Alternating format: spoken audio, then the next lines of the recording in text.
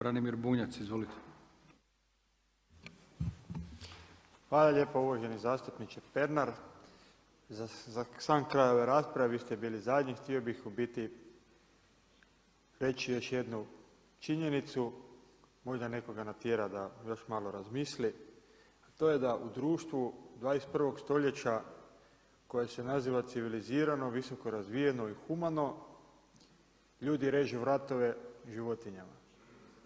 Svakodnevno. Probijaju im lubanju pneumatskim pištoljima.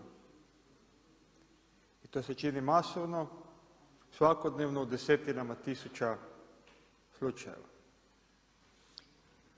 Ova tema odavno je prisutna, mnogi ljudi su pokušavali na neki način riješiti stvar, postoji pokret vegetarijanstva, zanimljivo, nema puno vegetarijanaca u Hrvatskoj, ali većina građana ga odobrava.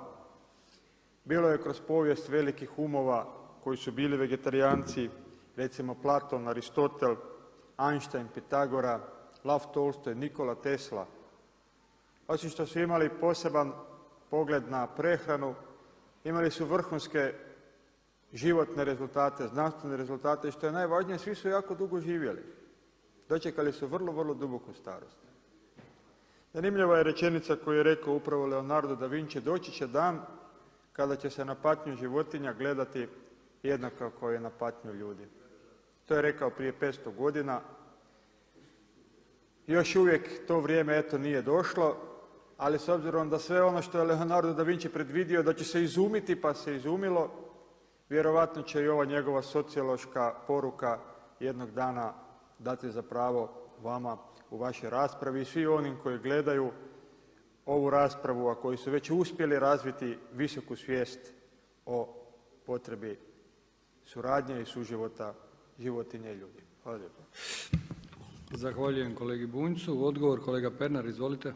Uvaženi kolega Bunjac, tome tako nije slučajno. Naime, HRT, Hrvatsku televiziju, kontroliraju ljudi kojima nije stalo do dobrobiti životinja, koje na životinje gledaju kao na stvari i iz tog razloga ljudi koji razmišljaju o životinjama na suosjećajan način, koji se odnose prema njima kao na živim bićima koje žele imati svoj život, a ne kao prema resursu kojeg se iskorištava i na kraju kolje, jednostavno nemaju medijski prostor, znači ne dozvoljava im se da govore na javnoj televiziji.